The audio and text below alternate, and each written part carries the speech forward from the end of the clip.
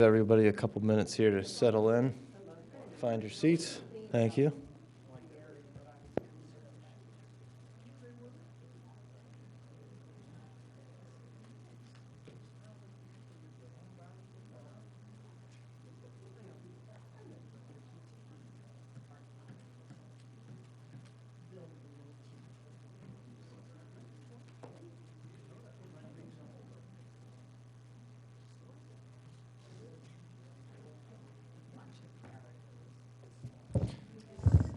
All right, everyone, welcome to the December 15th Shade Tree Commission.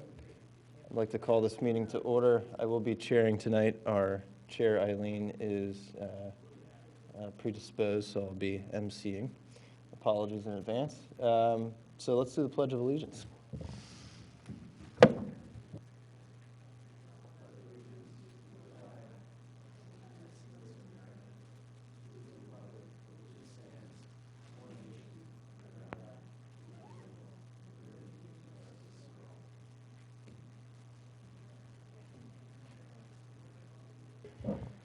All right, so first order of business is meeting minutes from the November 17th meeting. Does anyone have any questions, comments, or concerns on the commission? Looks good. It was pretty clear-cut last meeting, so make a motion to pass last meeting's minutes. Do you have a second? All in favor? Aye. Thank you. All right, next item, number 4, the consent agenda. So we have two addresses, 368 Yorkshire Road and 712 Hamilton/680 Jefferson.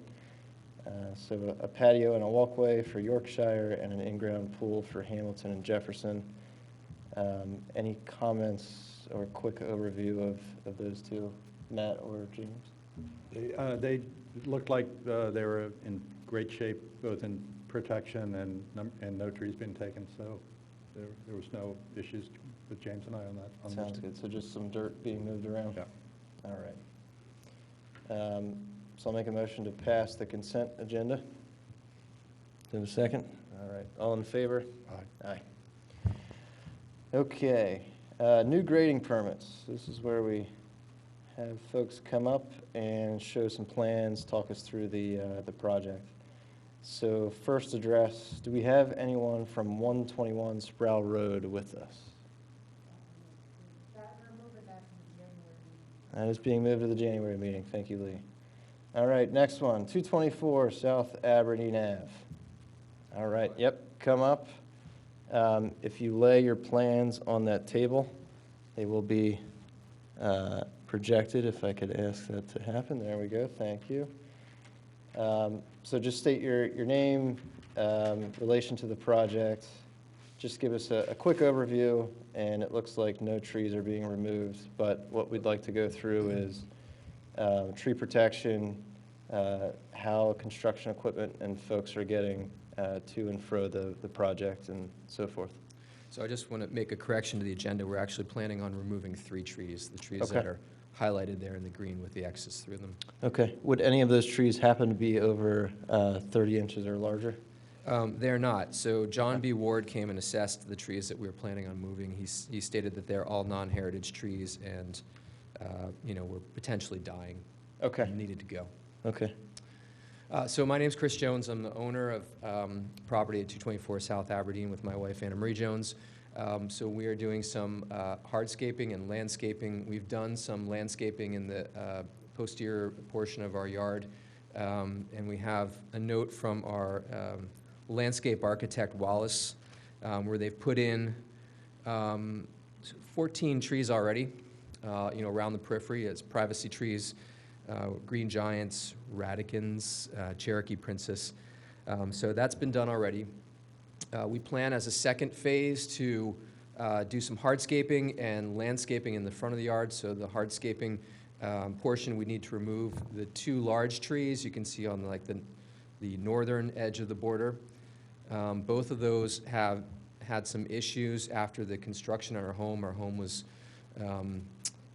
gutted and revised about 5 years ago with some new hardscaping put in. So John B. Ward's assessment was that both of those trees have had some issues as a result of that work that's done, and so they're not quality trees anymore. So the other tree that we plan on removing is in the front. I think that's a maple. It's not listed there, but it's sort of in the way of where we plan on moving the driveway. So we're going to take that out and replace it with a different tree more in the center of the yard. Regarding access, the backyard access can be through the driveway. Front yard access is, right off the road. Okay. I'm just lining up trees being removed and access. So it looks like a majority of the trees that would be impacted are being removed anyways. Regarding tree protection, are there any trees that are staying that are near the drive that would need tree protection, in your opinion? To be honest with you, I don't know what's the criteria for needing tree protection. So the criteria is if you're within the drip line of the tree, so at the edges of the leaves, if any dirt is going to be moved or dug up around that area, that's where we would need tree protection, because we wouldn't want to disturb roots and so forth. I don't think so. A lot of the trees on the northern boundary of the property are fir trees, maybe like 8 foot, 10 foot tall. Okay. And there's the higher canopy trees that you can see there on the northern edge of the property. It looks like the canopy does not approach the driveway, and only a small portion of the driveway is going to be adjusted. The part of the driveway closer to the house will be expanded slightly. Okay. And you know what? I'm actually seeing on page 5 of your PDF, it does look like there is tree protection fencing proposed. Apologies, I missed that earlier. But that would be around I believe the tree that's being proposed to remove anyways, and then there's a smaller 10-inch DBH to the right of it that has proposed tree protection, which it looks like that one's also proposed to be removed. Does anyone on the commission have any comments or concerns?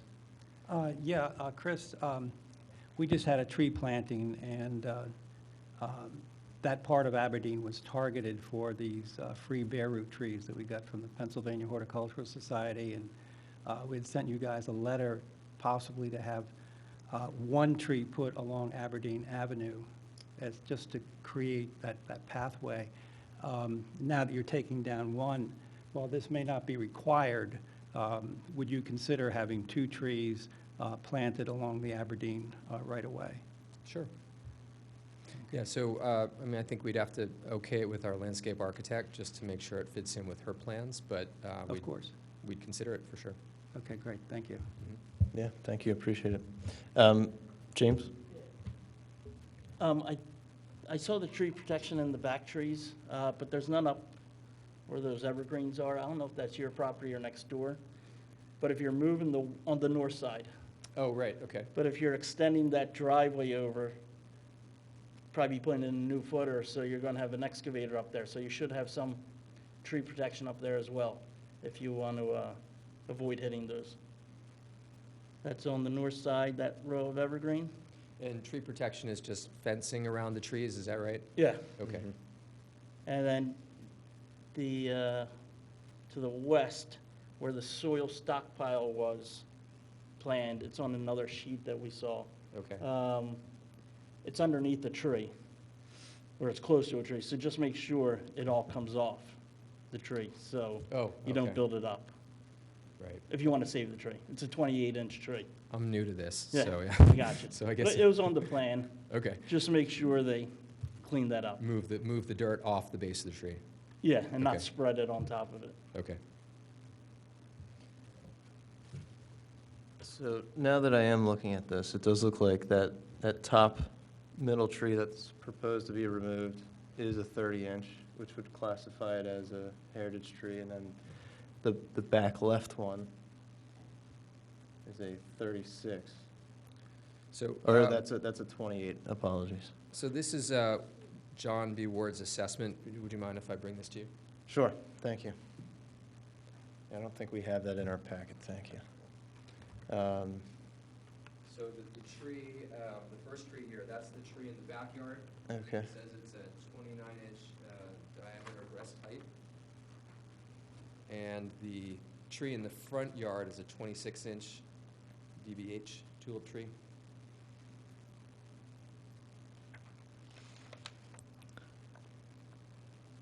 it doesn't 100% line up with what I'm seeing on the plans. Plans, So the one in the front, I'm seeing 18 inches.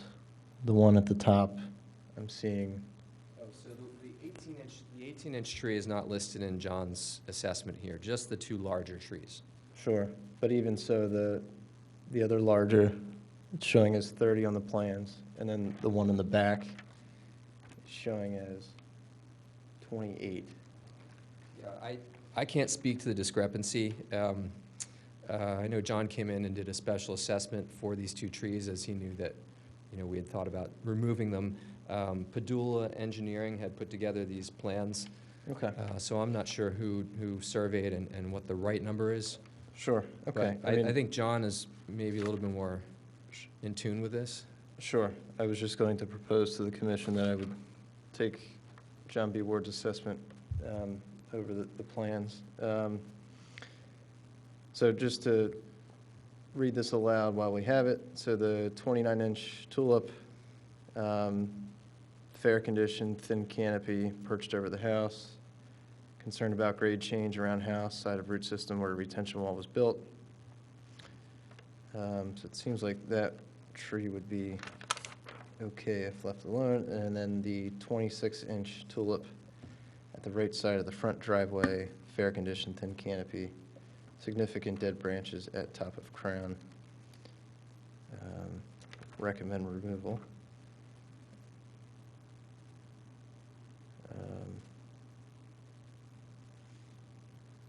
Okay. Does anyone else have any further questions on the commission?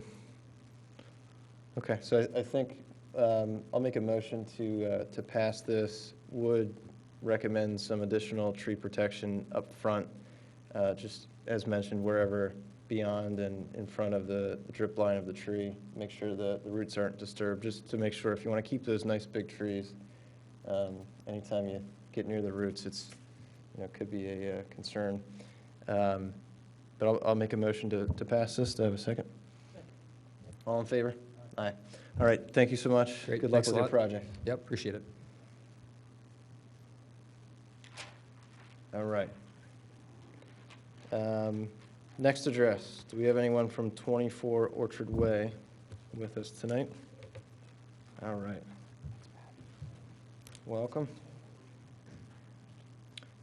So it looks like a proposed patio, 1,600 cubic yards to stay on site of dirt, 18 trees to be removed.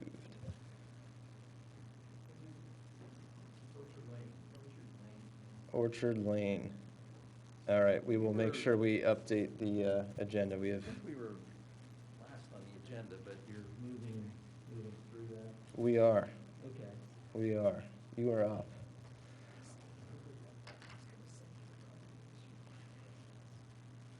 All right, so same spiel, state your name, project, and we'll go through the trees. Yes, my name's Bernard Panzak. I'm with Glack and Thomas Panzak. I'm the landscape architect on the project. With me tonight is the owner, Michael Pancini, and the arborist, Steve Schreiner. Oh, here he is. So we can answer any questions. Just by way of a brief introduction, the Pancinis currently reside at 18 Orchard Lane. The opportunity came up to purchase 24, which is next door, and we're here before you to just describe the the design of what the Pancinis would like to see happening on Lot 24, which really is a more open park-like setting that will connect to their current residence at 18 Orchard Lane.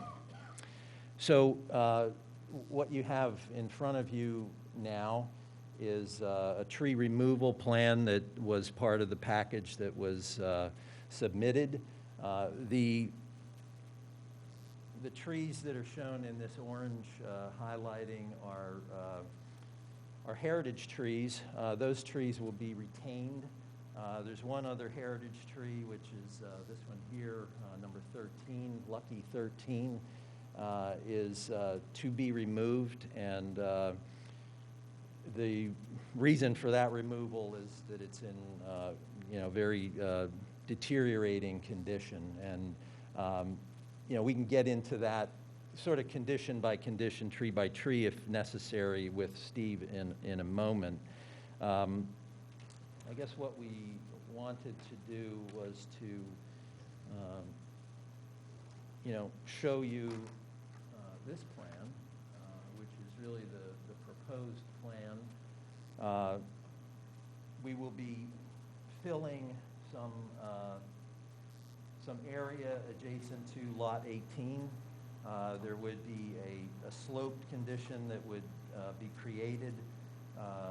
The Pancinis would like to have a destination. A patio is planned for this position in the middle of the lot.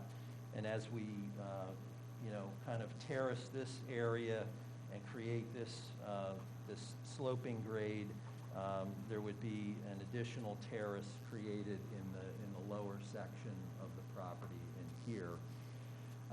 This particular plan highlights our tree protection plan.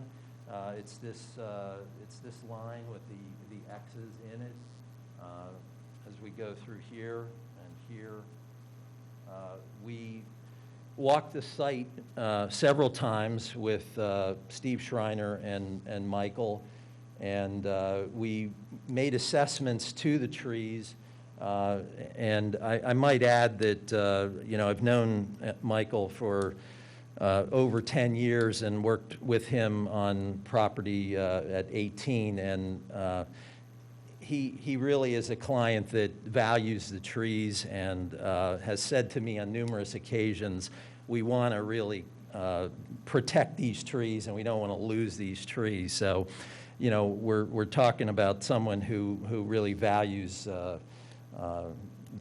trees and landscape and maintaining these things in really great top-notch condition. So, that's really the essence of it. Through the process, there's a stand of Norway spruce. As we would be filling the area in the upper end of the property, there would be a need for some boulder terracing, which is shown here.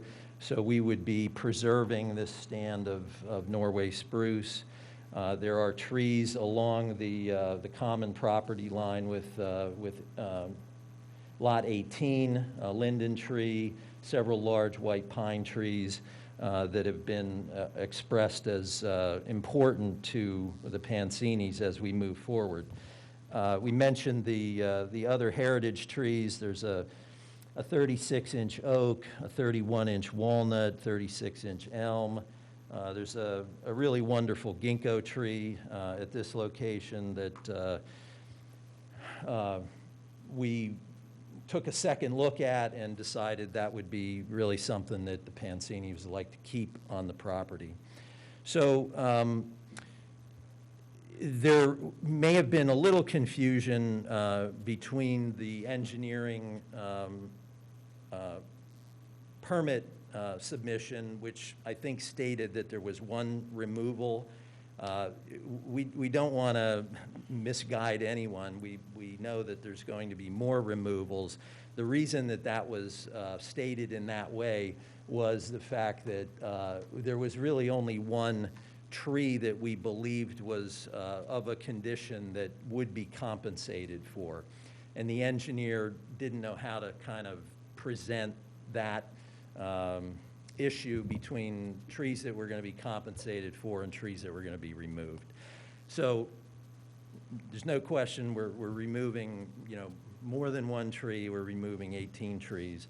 But what the plan is that as part of the compensatory requirements for that one 24-inch cherry tree, which is listed in the trees to be removed list,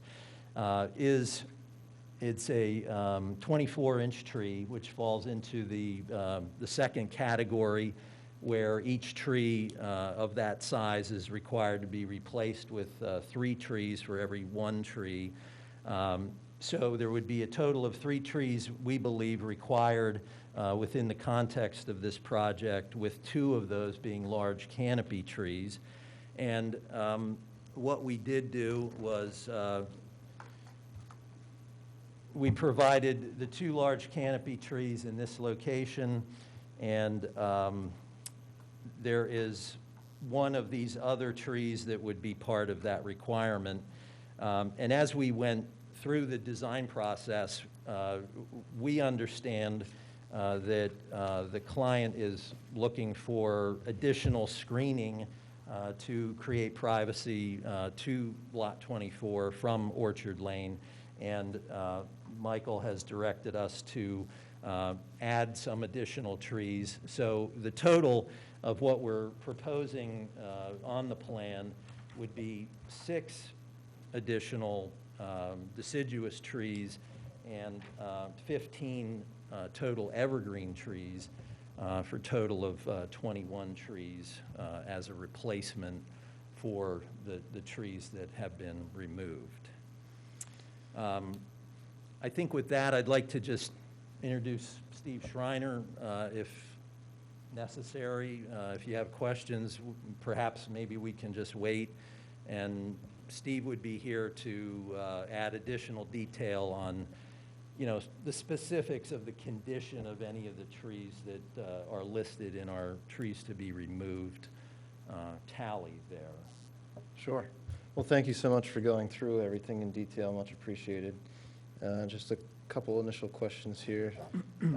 For that 36-inch hazardous, I didn't see a hazardous tree report along with photos submitted. Do we know if that was submitted? We have not submitted a hazardous tree report. Okay.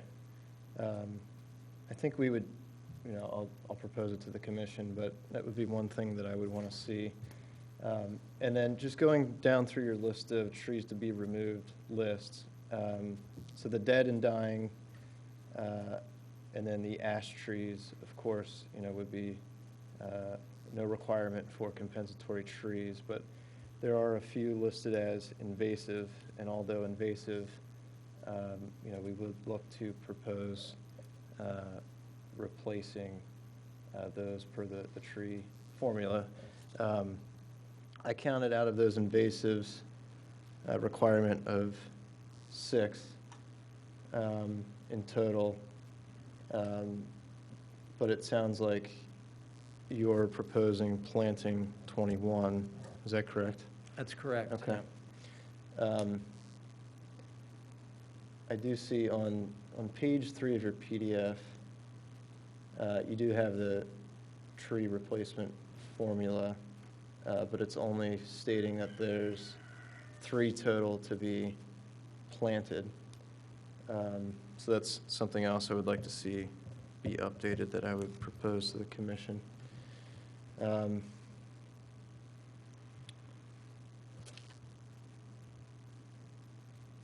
And then, I guess my last comment before I open it up for any further questions is the tree protection fencing seemingly is, going around the entire perimeter of the property, with exception of the north side, it looks like, which is fine. It just seems you know, versus just selecting a few of the primary trees and going around the drip line. Seems like a lot of excess fencing, which is fine if that's the approach. More of an observation than anything else. That's what I have. Anyone else have any questions, comments? This property is along the Radnor Trail? Correct? Yes, the Okay. Radnor Trail is all along this perimeter boundary. Okay. I just had one question. That one healthy 24-inch cherry tree, Yes. I think I found it on the plan. It seems to be sitting out there all by itself, and I'm wondering why you'd want to take down that tree. Maybe I missed that reason. It's this tree right here. Yeah, I found that. Yeah.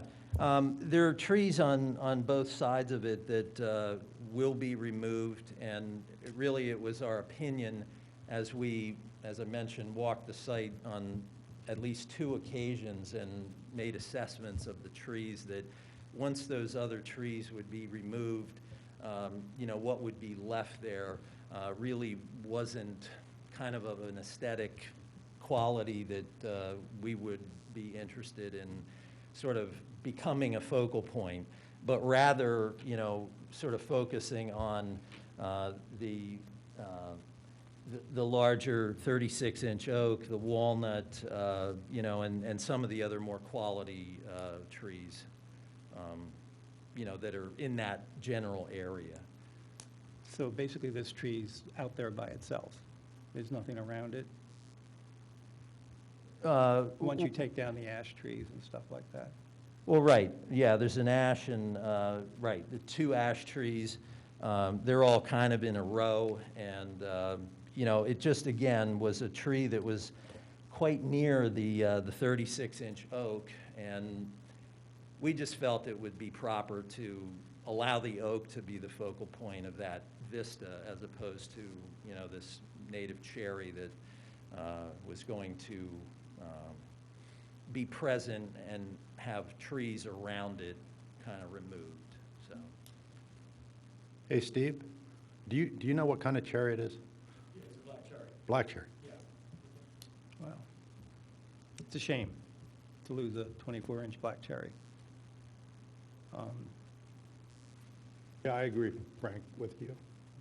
I don't understand maybe I'm missing something, but I don't understand why a standalone tree like that has to go. Can I share with you mine? Sure. You may. Yeah. Yeah. Come up here, Mr. Schreiner. Absolutely. And Mr. Pancini and I are of like mind when it comes to preserving trees. And if it made sense to keep this tree, we would have. But when you see it here, I have the collection of the trees surrounding it. Bear with me. Yeah, you're good right there. Oh, sorry. Yeah. My bad. Okay. So if you can see, the ash trees that are delineated there will be removed. The oak tree is in this area right here. So what you're left with is this, for lack of a better term, beanpole cherry. So it has no scaffold branching, for the first 30 or 40 feet. So when these other trees get removed, it's going to be succumb to wind throw. I mean, wind damage is going to just take that and rip it right out of the ground. So that's why, I was strongly suggesting, hey, given the situation, let's just remove this tree at this point. You can't really see it, but there was actually, in this area here, there's a large wound on the trunk as well from a limb that came out years ago. And you can see, given the fact that it's in a woodland setting, it really never developed a nice full canopy. So it's going to look very peculiar once the declining ash trees are removed. There are, to Burns' point, looking in this area, there are now 4 specimen trees, if you will, hallmark trees, down at the end of the property. There's an oak, beautiful American elm that we care for, a large tulip poplar tree, and a magnificent walnut tree down there. So it is the right move.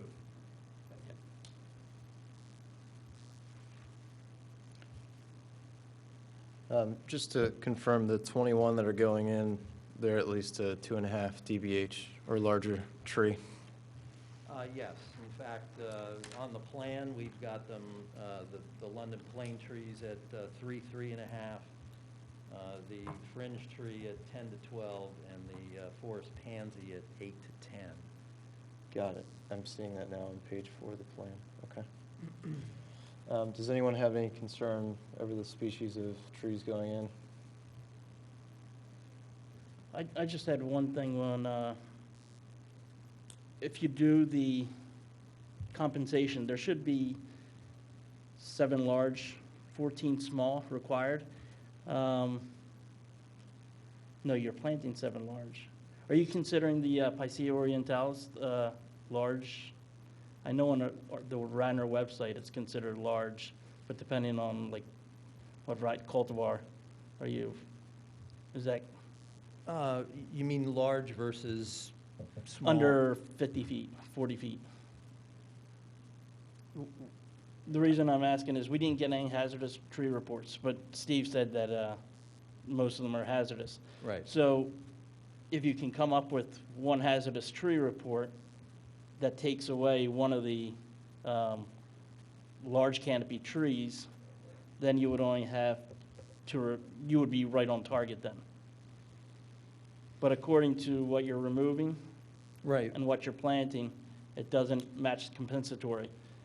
I understand you're saying they're hazardous, or the engineer said they're hazardous.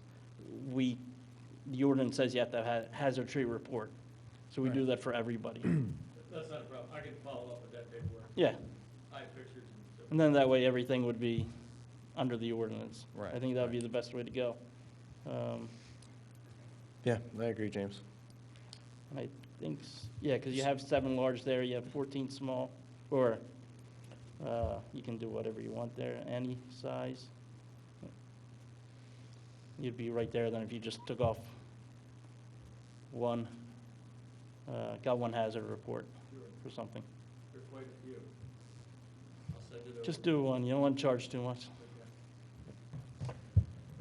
Any other comments? Yeah, I just think that if there's any trees that are being saved that are going to have any kind of traffic around them, they should be ringed by protection, not, it shouldn't be a perimeter protection unless nothing's going to happen in that whole area. So if that whole section is going to be free of any activities, traffic, trucks, anything, materials, then Yeah. you don't have to do that, but if, The intention, there's a fair amount of understory rhododendron and other shrub materials that we intend to protect as well as the trees. So that's really why this sort of perimeter fence was utilized. And, we would not be encouraging any contractor, access from Orchard Lane other than where we're suggesting it to be. So, we're really going to be, as part of the bid process, this is what the criteria will be to work on the project. You will not be in any of these tree-protected areas.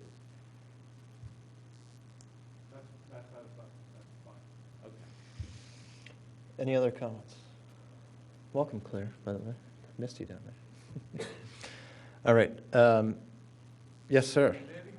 You may. Thank you. Should I go there? Yeah, come up so you're captured through the microphone, please. Thank you. Thank you very much. My name is Michael Pancini, and my wife and I and 4 daughters are proud Radnor residents since 2011. I truly do admire what you all do because I am of like mind, okay? Trees, to me, are the essence of our property. We're at 18 Orchard Lane, and thankfully, we have Steve Schreiner as our arborist, if you will. We've created an incredibly bucolic, seriously, I mean, if any of you would ever want to, just please come on over and look at it. It's absolutely magnificent. I work at 16th and Locust in the city, and I drive home, and I look at it, and it still takes my breath away, you know? So the goal, when 24 Orchard Lane became available, our goal was to extend this bucolic feeling. So we are not doing anything to harm any trees. Trust me on this, okay? My word is my bond. It means everything to me. That's the ultimate goal. So if there's something that you guys think helps, please, by all means, let me know, because it's going to get done, okay?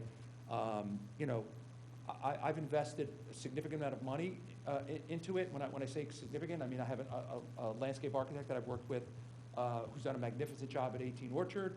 I have Steve. They're all on board. They know what Michael and Elisa Pancini want here. And like I said, it is consistent, I believe, with what Radnor Township wants and the Shade Commission wants. So if there's anything, I'm all ears, okay? I just don't want you to think that in any way, shape, or form, anything that's being done is being done willy-nilly to get rid of trees. It's just not. Even the cherry tree, Mr. Golis, that you brought up, and I'm sorry, Mr. Harris, that you brought up, we went through that literally, and it's not twice, it's 3 times. 3 times.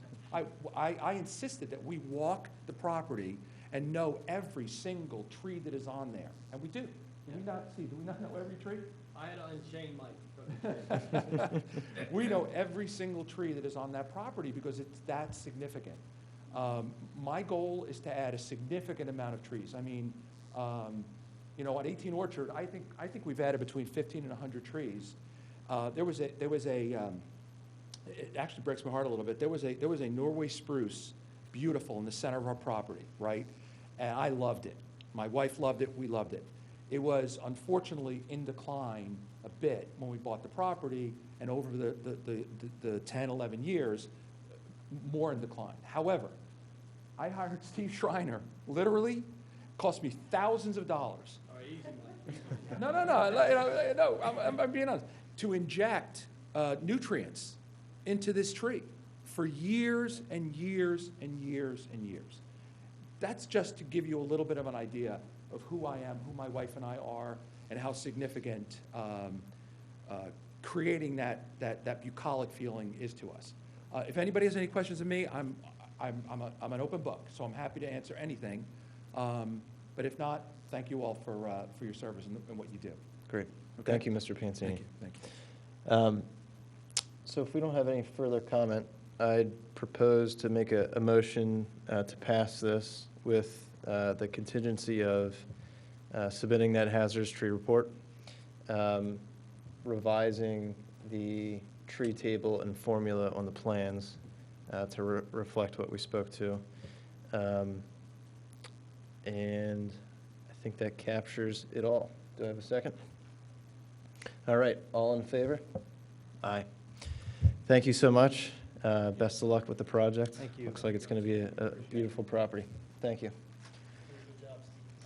I'm going to do my very best. Okay. That gets us through all of the new grading permits. Off to the next item. So tree removal without approval or clearing permits, none listed. Lee, we didn't have any sneak in, did we? All right. Item 7, violation notices, none listed. Under old business, the ordinance update, I propose we loop back around to that. New business, budget process for 2022 and budget update for 2021.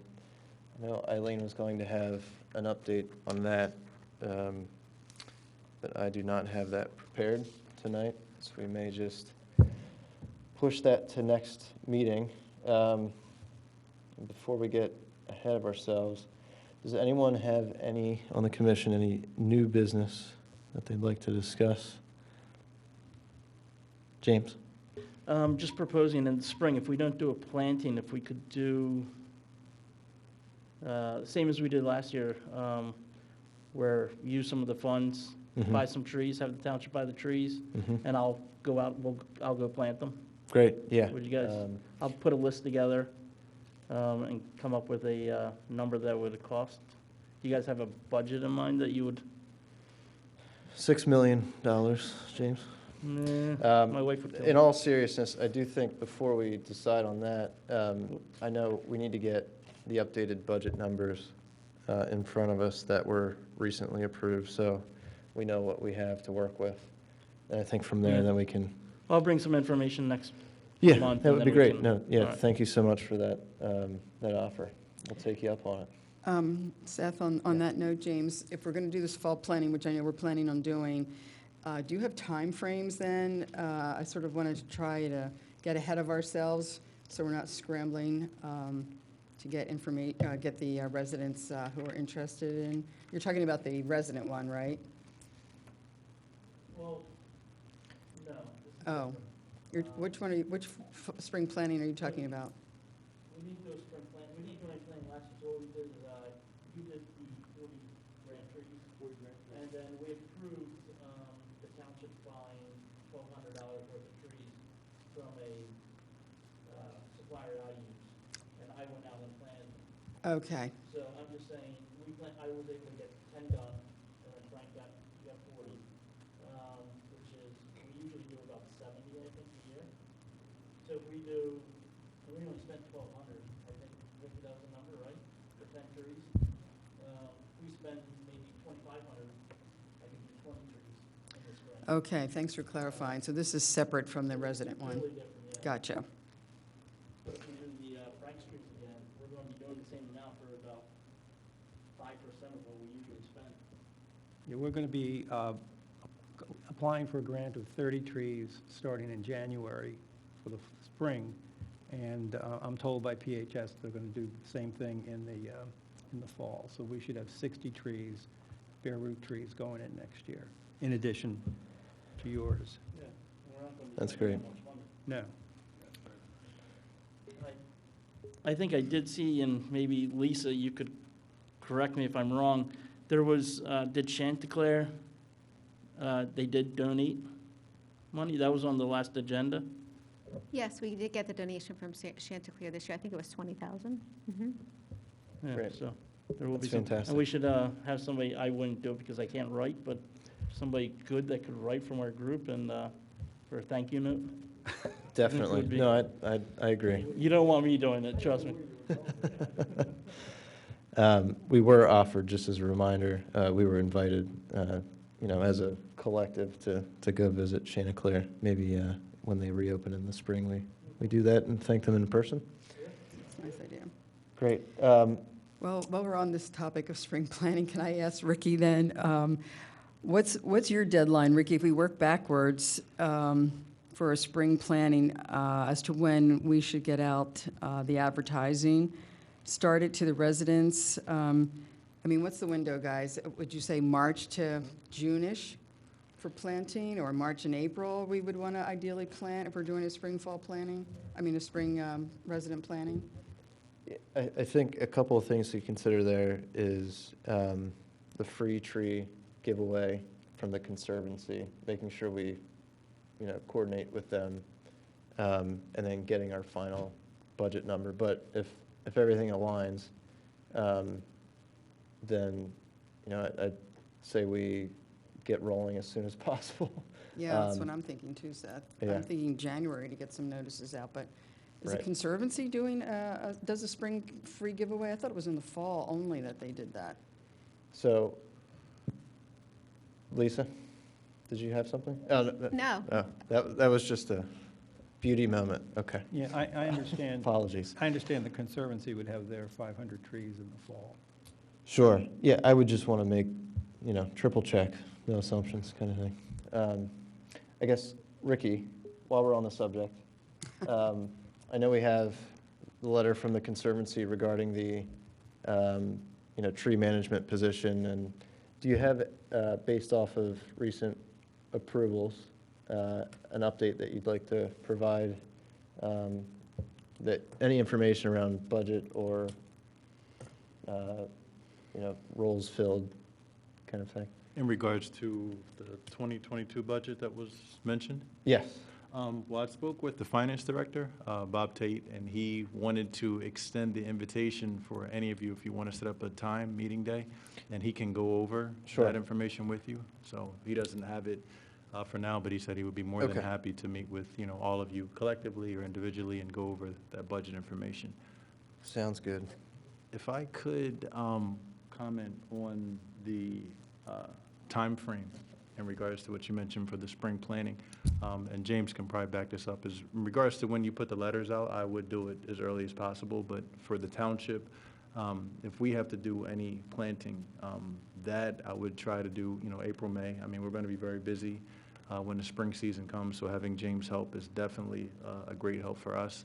But if we're going to get trees again from PHS, the sooner we can know about that with Frank. I mean, he gave a great plan that we executed in the fall. And I guess the timeline for the fall is probably always going to be about November-ish? All right. That's fine. Yeah, we'll get it done. I mean, as we did before. I was hoping we could push it up a little so it doesn't interfere with leaf season, but if that's what PHS, if that's when they have the plants available, then that's what we have to work with. Sure. Thanks for that, Ricky. And just as a reminder too, and, Lisa, you could clarify, anything proposed over 20,000 requires putting it out for bid. Is that correct? Is that the right number, 20,000? Sorry for putting you on the You're spot. putting me on the spot. Leah's telling me yes, so All right. I'm going to go with staff, All because they right. definitely know better than I. I know anything over 7,500 has to come to the board. Perfect. So, yeah. So, with that said, obviously, same thing with that. If the numbers work out where we want to plant more than $20,000 worth of trees, we'll have to put it out for bid again. And over the past couple of years, all seasons have been helping us out plant those. So we'll just want to keep that in mind when we think through this. Seth, I'm sorry. Could Yes. I say one more thing? Sure. You had asked a question in regards to that letter that you received from the Conservancy. And just to address that, we had met with Bill White, the township manager, and it also came before the commissioners. And the reason why we were hoping that the Conservancy, in addition with you guys, would be able to, champion that tree canopy job. And that's why we kind of, the Conservancy started with that information. And it came to one of the commissioners, but we also wanted you guys to see it and vet it and, give us your opinion on what you thought that position, needed to have. So that's why, it started with the Conservancy, and now we brought it to you guys so that you could kind of, sign off and see what you think. Sure, but in regards to the specifics of that position, is that a position that was slotted for 2022 specifically? No. No, Okay. it was not approved. That position was denied. How about the grant position? Was that? I think all of that was denied. Got it, okay. Apologies for being a bit behind. And my reading of the summation of the decision-making was that Public Works and Shade Tree Commission would be mandated to create a tree maintenance plan. Sure, okay. So, together, so that's what I read, so I hope I'm not misspeaking. No, I think you're on point. It was basically the reason we're all trying to work together, but there is a need for, that position, so it doesn't go away, even though it may not be able to be filled. And I'm sure, Commissioner Borowski can speak to that, because that workload of a lot of the trees does fall on me. So that's part of the reason why we were trying to champion for that, position to come. So, just because it might have been a no this year, we still need to have everything put together. So when we do present it, we know exactly what we're going for. And when we first mentioned the position, we didn't have all the specifics. So now we're trying to get all the specifics. So when we bring it back before them, we can say definitively what we want to do and what we want to try to execute. Right. Ricky, in the meantime, though, through the course of 2022, I guess we have to get together with you guys. And, I mean, it sounds like they wanted some action taken on tree maintenance, even if we don't have that person in place. So Yeah, I mean, the ball isn't going to be dropped. I mean, I'm still working Oh, closely no, with. and it's not just you. I'm saying, you know, it sounded like they wanted Shade Tree Commission to be part of the, Definitely, yeah. And even the township arborists, like, we're all working together. It is a collective effort, so. So two things on that. I know last year, or maybe the year prior, we did, and Matt, you had championed this along with some other folks, but put together a proposal for tree maintenance, which in reading through the list that the Conservancy put together, you know, there seems to be some overlap, which is good, so that we're on the same page there. So I think what we need to do as next steps for this would be, you know, Ricky, we'll take a look at the Conservancy's proposal in detail, align it with what we've done in the past and anything new that has come up. But I think the other important thing to take into consideration is, you know, obviously the role was not filled for 2022. Not last year, but recently, there was a batch of hazardous trees throughout the township that were removed. Seemingly, that's an annual project at this rate, right? But obviously, there's certain numbers and budget that needs to be worked within. So obviously, it would be great to prune all of the Radnor Township trees every year, but we just don't have the means or the budget to do that, right? So I think we need to define, you know, what is our minimum requirement, you know, with the means that we have available to us, staffing and numbers-wise, but then also looking ahead, you know, if we were to have either a role filled or some additional funds, you know, at a reasonable amount, what would the nice to have look like as well? Because I wouldn't want us to put together the golden package, but we only have the means to do the bronze package, right? So I want to make sure that we can still get some stuff done this year regarding that. So we'll take this, we'll read through this, and then in the January meeting, hopefully we'll have something a little bit more solidified, and we can chat in the meantime. So thanks for that update. And we'll get Bob Tate on the horn too, get those numbers finalized. Hopefully it's Seth, 6 million. One question. Rick, what are you guys looking for? Are you looking for just hire a person to take over talking to the residents and dealing with anything trees? If I forget anything, Commissioner, you could definitely fill in. But yeah, what happens is, and I had to speak on this before one of the commissioner meetings, the time that I'm basically spending going around, you know, chasing resident, you know, complaints with trees. If there's tree companies that are working, and I get a phone call about it today, I had one that I had to go look at. Like, I have to go out and look at that. So that would be some of the concerns that the tree person or tree canopy person, I mean, everything they would take in, that would be one of them. Okay. We have our bid that you guys, you know, approved, the 150 trees that are on there. I went out with the arborist and looked at most of those trees. So a lot of the things that we have to do, or I have to do, they fall under my plate. So that person would take, you know, some of those responsibilities, or most of them, would be on his plate. So I could kind of concentrate on, you know, running public works. So it would be another position. So you're just a dedicated person for taking care of that, not to actually, you're not trying to start up a crew or something like that to actually do work. Yeah, no, that's a whole nother, that's a whole nother thing, trying to get an actual tree department, if you will, in here. Because we did a study, and Ms.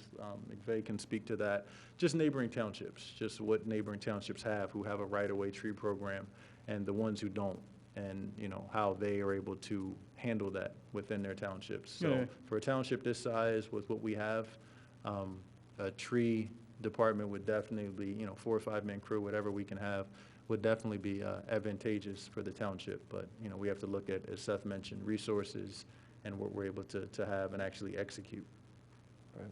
And I think So, my understanding is that before we do anything, and the subject is maintenance of trees in right-of-way parks and trails, the BOC is looking for a comprehensive proposal that would say, I'll let. This is our goal, this is our strategy, this is the organization, this is the metrics, this is the budget going to be required, something that's well thought out and something you could wrap your arms around. So I think, definitely, and, we've talked about it here, and we've talked about it with I've talked about it a lot with the Conservancy, what Ricky mentioned. So certainly there's, I guess, the kind of the reactive component of, what we do around tree maintenance, whether it's, dealing with residents and the issues that they have, or what we have to manage ourselves within the right-of-way, the trails, the parks, all of that. So, and reacting to what needs to be done in the immediate. But then also, I think a proactive long-term plan, and does that start with a person? And one of my concerns about putting a person in, and I definitely think we do need that, and I am supportive of that, also making sure they have the funding. So it's not going to help us to hire maybe another person. Maybe that will, help Ricky in the immediate with some of the reactive stuff, but how's that going to help us with the proactive stuff? Because the proactive is also going to cost some money. We're going to need to put some funding behind that. So to hire somebody and then kind of handcuff them and say, well, here you have the same little amount of money that Ricky always had to work with, to me, that isn't a way to move forward, and we know we have problems that we need to address. When we talked about this many years ago when I was first on the board, I was told it'd been 20 years or more since we'd really, in any proactive way, dealt with the trees. So that leaves Ricky and his team reacting all the time.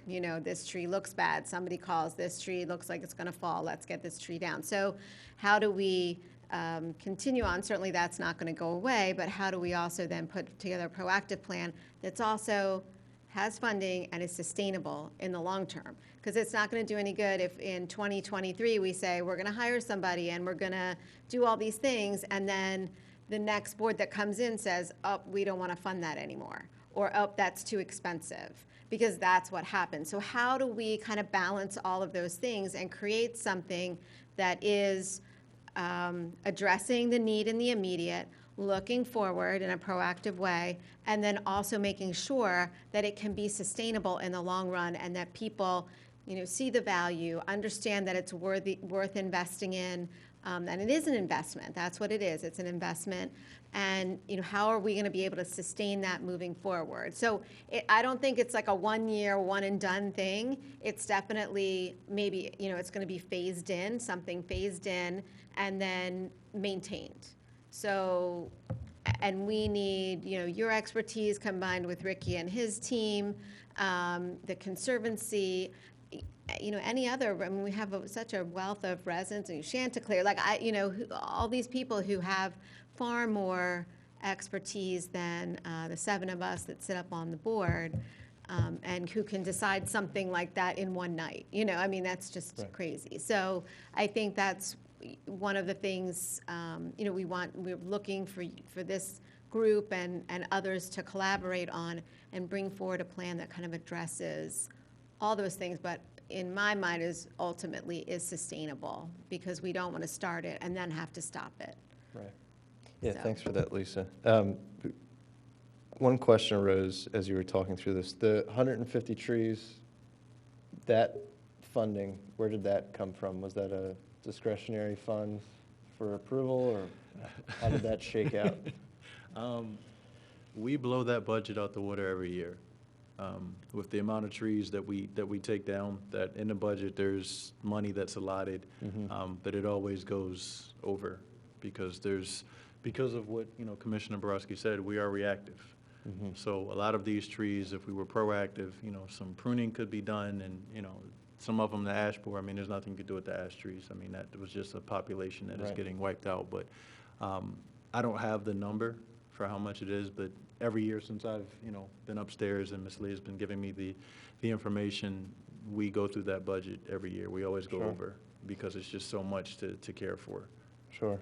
Yeah, I would love to see, as a part of this process, look in previous years to see what that reactive budget number has been for trees specifically, and use that to help guide us you know, and as, you know, rationale for what we come up with. So we'll take all of that under consideration, and hopefully by next time we'll have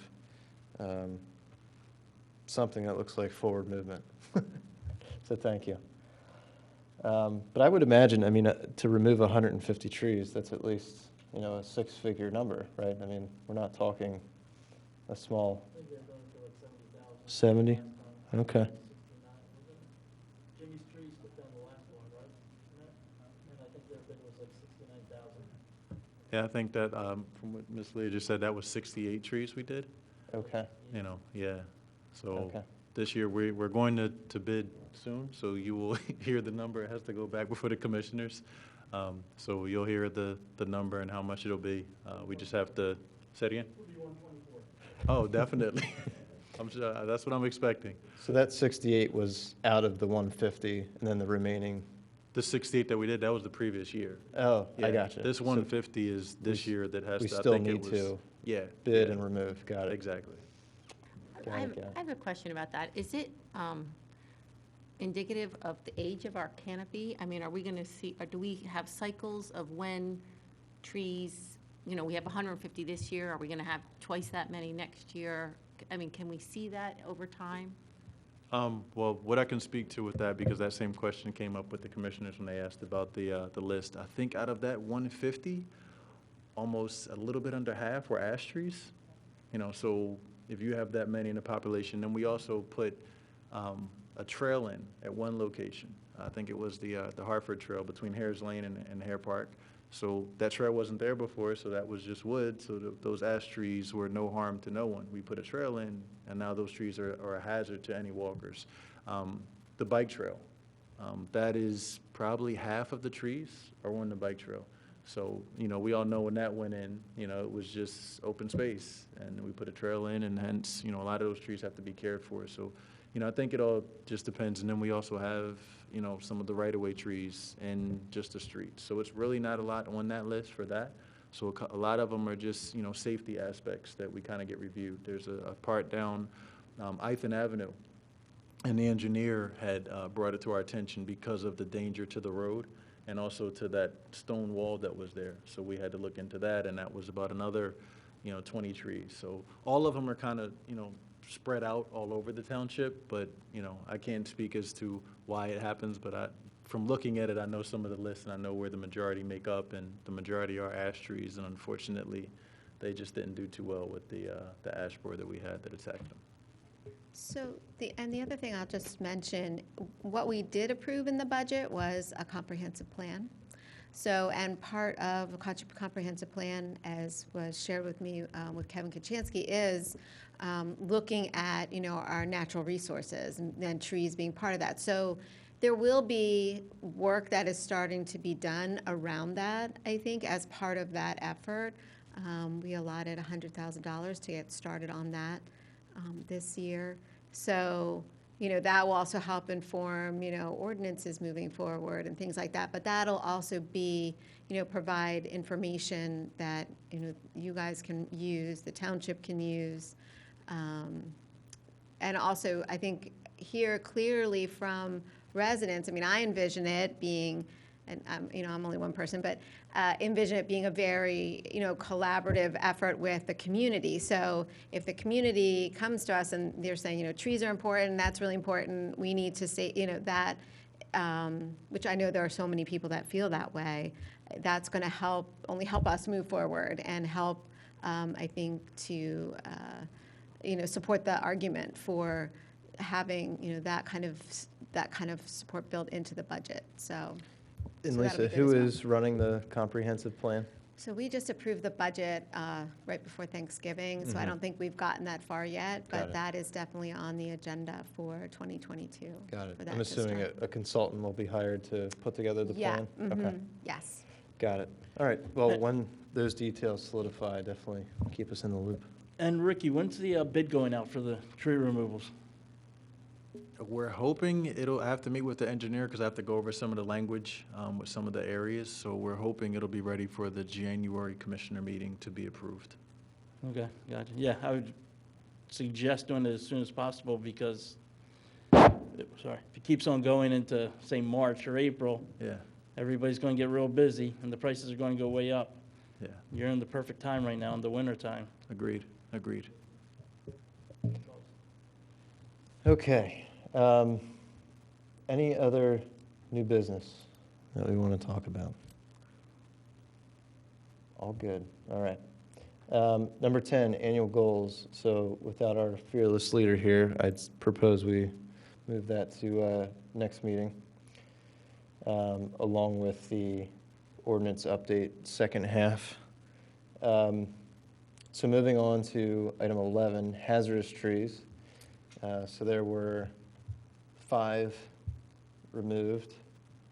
I am looking through the hazardous tree set of reports now. Ricky or anyone else, did you have any comment while reviewing these? They all seem to be fairly buttoned up, but Yeah, no, everything was after the reports were given, everything was looked over by the township arborist, and they were given the green light. sounds good. Thank you for that. All right. Item 12, trees removed by Radnor Township. Speaking of, so it looks like we have a few removed. Ricky, you just want to give us a 30-second overview of those guys? All of these trees were, as was mentioned, we receive resident calls. So I go out myself and make the measurements, make sure they're in the township right away. And once they are, I call the arborist. He comes and inspects. And of course, with any ash tree, it's green lighted right from the very beginning. But in regards to the other ones that were there, Briarwood, we went out and looked, and because of the condition they were in, they needed to be removed. But every situation here, the arborist looked at, and I was there with them to assist. Sounds good. And I guess, I know we review these every month, but we haven't really talked about this specifically. So like these trees every month, that's not a part of the 150 number that we're talking about, right? These are in addition to, which is in addition to more money, right? So it would be good to collectively understand that list in addition to the compounding list, I guess you'd say. Yeah, no, if you want to see that number, I would have no problem working with Ms. Lee and getting you the information of everything put together, because all of these trees that are on here are emergencies. Right. So but I can get you the price for what we spent for that and what we spent for when we bid everything else. You can have a total. That would be great to get Definitely. that comprehensive reactive number. Of course. Thank you. And so I'll just add quickly to that. So, the trees, you'll notice a lot on Briarwood. So I'm going to make a little pitch for Briarwood to get some bare root trees. Nice. Because it would be bad of me if I didn't, since that's Ward 4. But, I got a call from a resident, or a resident emailed me, and then Ricky, because they're so responsive, went right out and took a look at them and got John out there to take a look at them. And then it was, they have to come down. So within a span of, 2 weeks, 4 trees have to come down. So, it is a very fluid and, reactive situation that, Ricky and his team are doing a great job, Ricky and John, addressing it. But yeah, things come up like that, so quickly. Right. And Seth, if I could say one more thing. Sure. Even with everything that we talk about and trying to hire a person, because the commissioners have approved us to be able to hire more staff that we need in Public Works, I mean, that's been approved a while. I was actually going out today and training one of the other supervisors underneath me to also assist with going around to do this. So I'm not the only person, I'm just the one that knows how to do it. But Sure, I'm right. trying to, spread the love, if Sure. you will, so that everyone can get some of the understanding of what goes into this process, whether it's, going behind tree companies or, going and looking at trees and working along with the arborists. Sure. Yeah, much appreciated. And, also to note, as part of the ordinance update proposal, one of the pain points of the resident tree disputes, looking to revise that language. So hopefully, all of these small little changes will add up to a nice big one and get us in the right direction. I guess one other thought on these Radnor Township trees. I'm assuming, do we have a consistent tree company that's used for a lot of these removals? Is it usually underneath the ceiling for putting it out to bid? Just a little bit more detail around that. Well, for the emergency trees, we do have a tree company that we use because it would be kind of hard for us to try to go through a gambit of making a bunch of phone calls. So we have Sure. a emergency company that we use, and they usually come and they're able to be very responsive. Okay, okay, good to know. And has there, one last thing, I swear. I'm assuming if one of these trees could be, pushed so that, it could be bid out with a group of 100 to be more cost-effective, then that's the approach taken. It's more of just the critical emergency trees that are taken down right away kind of thing. Yeah, these are all emergencies, and what we've started doing with the township arborist is when he comes out and looks at a tree, there's 3 questions I ask. If it's a removal for the bid list, if it's an immediate removal, it's a hazard, or if it could be pruned. So whatever in that category, he answers. And even when it comes to a tree that needs to be removed, I also ask for a timeline. So that helps us to be able to make it to the bid process, so we're not just spending all of this money on emergency stuff, just. Right, which could add up really Exactly. quick, right? Yes. Got it. I was Okay. driving by, Seth, the 441 Ithan Mhm. that you did, and they had just chunked it over. Mhm. The entire center of, I think it said 50-inch ash, Oh, wow. was hollow, Wow. the Yeah. entire thing, yeah. So it was ready to Yeah, do some damage. so that was an immediate call, which was good. All right. I think we talked that category through enough. Before we move to public participation, do we have any other topics we want to cover? And we're all okay with moving the discussion for second half ordinance update and our goals to next meeting? Sounds good. Any public participation?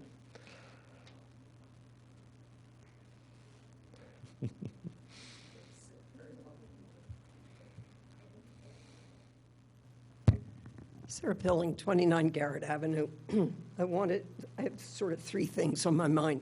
The first is to give you an update on the situation that I brought to your last meeting.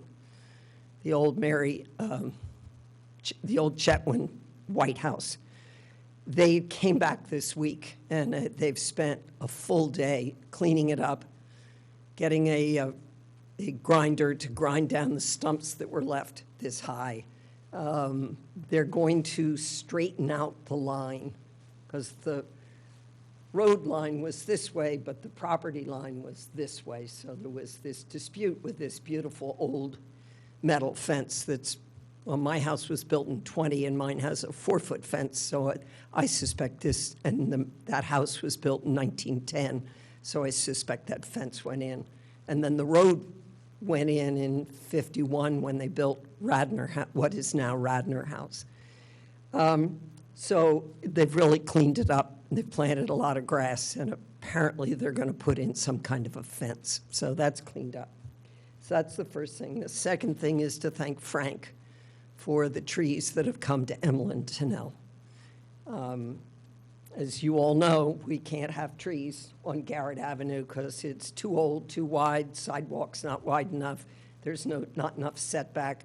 Our setbacks are all from the middle of the street. So in the middle of the street, our properties are about 40 feet wide. And my property at the back line is 17 feet. So none of it is clear, and the deeds all read from the center of Lancaster Pike. Well, when was your house built? How wide was this? What was the center of Lancaster Pike in 1920? Nobody knows. In a couple of properties, they've tried to survey them, and the property lines shift 2 feet either way. So it can get really dicey because none of the houses are conforming. So Frank has gotten us trees at Emlyn Tunnel, which I really appreciate. I'm very concerned, as you know, about climate change. And if all pans out as science says it's going to, no one's going to be able to be in the open spaces of these parks in the during the daytime. It's just going to be too damn hot. So it's good to get some trees going. They may not be much in 10 years, but at least someday down the future. And then I have a question. So you are all about trees, but trees come with leaves. And I know that Ricky and his crew have really struggled to get the leaves up this year. I live in Garrett Hill. I walk in Beaupre. There are no sidewalks. I wouldn't want them.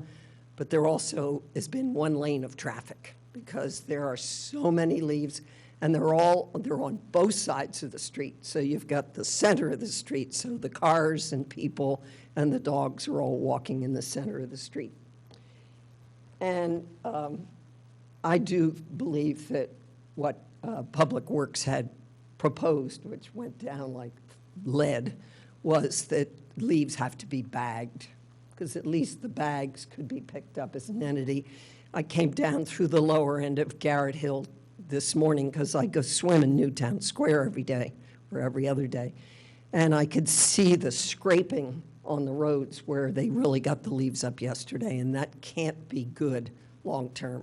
So I would like to see something else happen, and I don't know the answer to it, and I don't know who would do it, and I know that it would be very difficult to get best practices, which is not to rake all your leaves up out of the shrubbery, off the lawn, put them in the street, have them taken to Skunk Hollow. Lots of time, lots of labor, lots of cost, but that people begin to do what more and more environmentalists are saying, is to cut the grass with the leaves on them in two directions and leave them. And I don't know how we're going to get out of the golf course mentality. The other piece that's really important about that is if the leaves break down and become the fertilizer, then we're not using chemical fertilizers, which is bad for the land, bad for the microbes, terrible where they go into the water. And I know it's a really big nut to crack, but I would love to see some talk about this to begin to change the mindset. We're not alone. More and more I read the scientists are saying this is what we should be doing. We should not be removing our leaves. And so I just wanted to bring it up. I know it's sort of ancillary to your planting the trees, but we now know scientifically, a report came out this week, that since 1970, our winter temperatures have gone up 5 degrees. It was 59 degrees today on the 15th of December.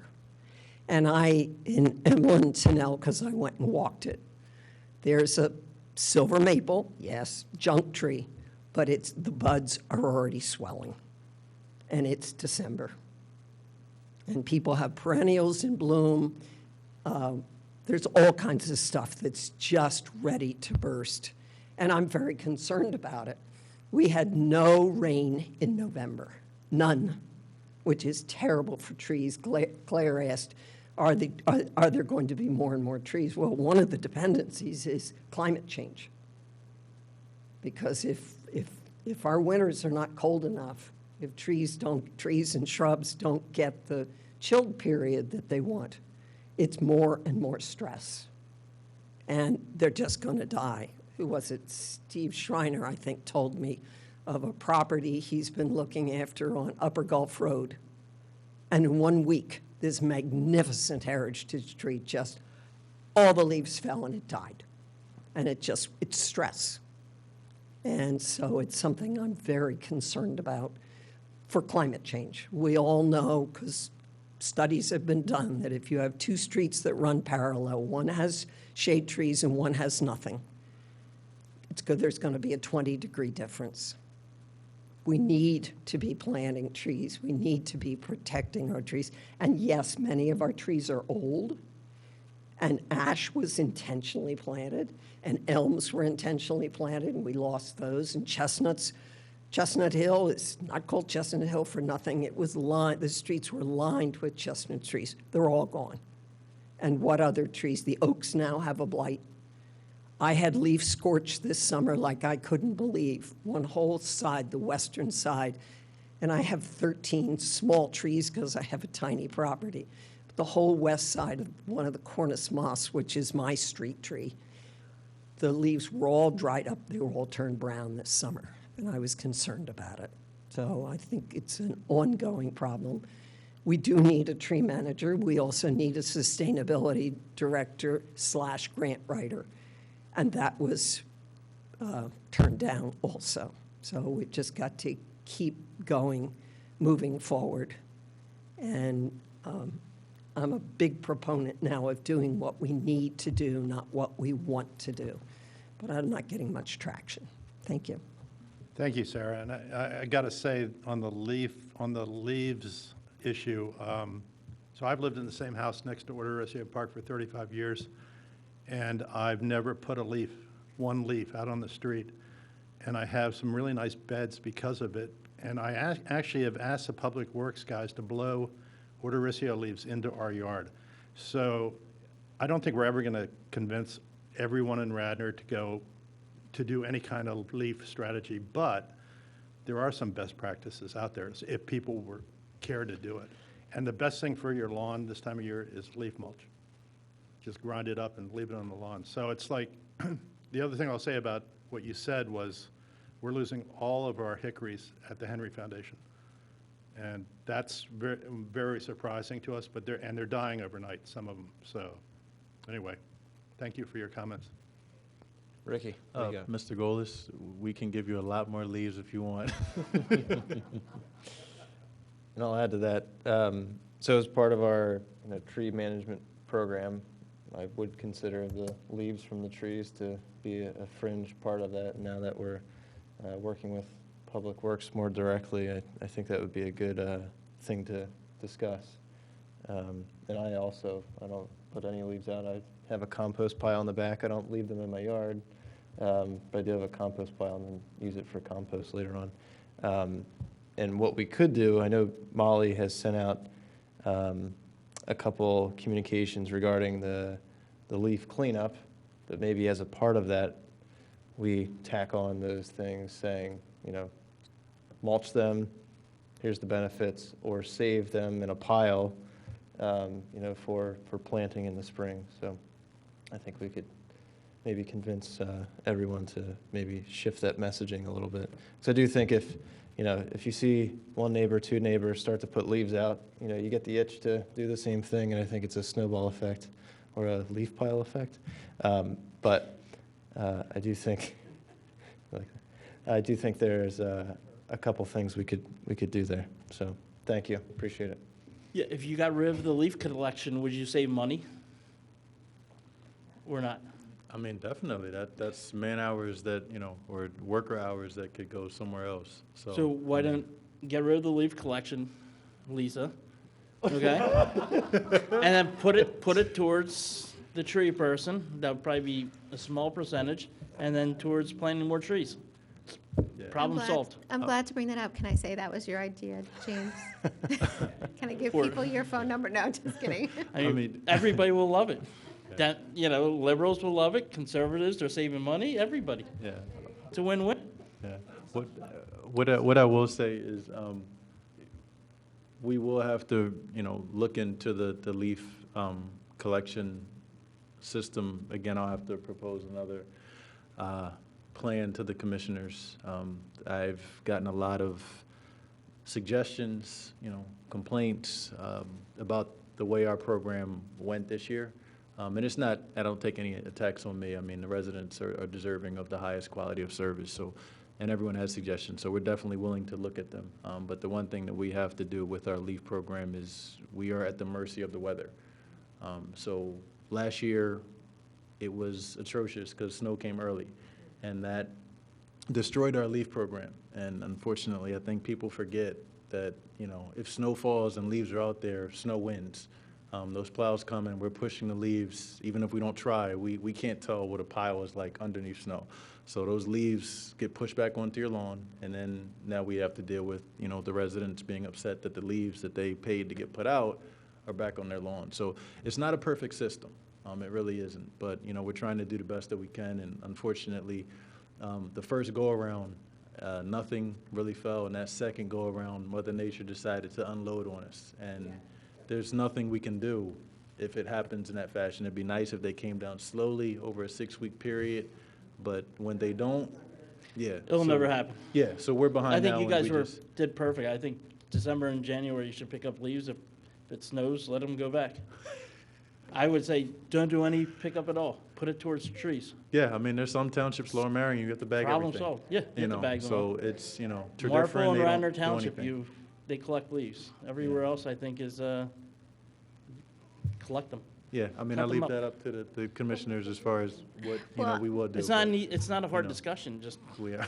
Well, I would, and especially now, I mean, so it's definitely a challenge. I mean, people in the township do like the service. And, you know, Ricky, I will say, you know, I didn't really get any complaints. So, you know, I think you guys have been doing a fantastic job and, you know, with the new system. But yeah, I said to you, I just emailed Ricky the other day and I said, I think all the leaves came down last week, you know, and then people are like, wait, they already came and now what do we do? And, you know, so it's definitely a challenge. But what I would say to, you know, you all as you all work to, you know, come up with this kind of tree plan for us moving forward, maybe that is an option, and maybe that is how we look to fund it, you know, moving forward. And the other thing is, you know, we've talked about in the past, prior township manager brought up, well, do we turn all the right-of-way trees back to residents? So is that something, I see James giving me a thumbs up. Is that something we consider? So those are, you know, so kind of all of that stuff will go into, I think, this plan as we, you know, work to develop, again, something that's not just reactive, it's proactive and sustainable. You know, that has to be sustainable. So, you know, how we get there, let's all put our heads together and figure that out. it'd probably be better for the trees if you put them back to the residents as well, because they're not gonna look for somebody to do it. They'll do it themselves, and instead of taking it down, they might prune it or do something else to take care of it. They know they have to. And then the township works on their parks. They're not overworked. Well, let's have those discussions, and I think, you know, definitely engage the community in that, so that people feel, you know, heard and part of the process.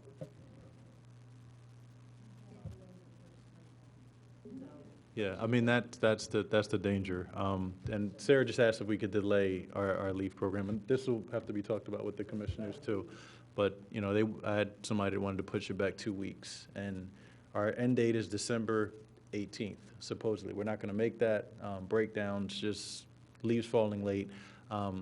Just to put it out there, if we pushed it back 2 weeks, we'd be in January. The risk of snow coming is too great of a chance. So we always hope that things go well, but yeah, we always hope that everything will go smooth, but if we pushed it back and snow came and these mounds that are out here now waited and they're out there then, yeah, so that's always the scary part, is snow. So that's what I'm afraid of. Oh, that's fine. They can take them right over to Skunk Hollow. All right.